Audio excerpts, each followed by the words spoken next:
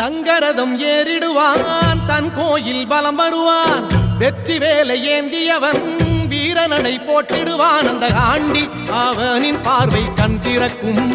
அவனை வேண்ட நம் நெஞ்சில் ஞானம் பிறக்கும்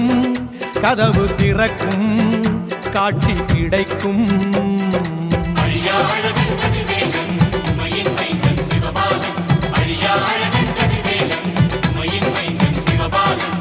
தைப்பூசம் வந்ததையா தைப்பூசம் வந்ததையா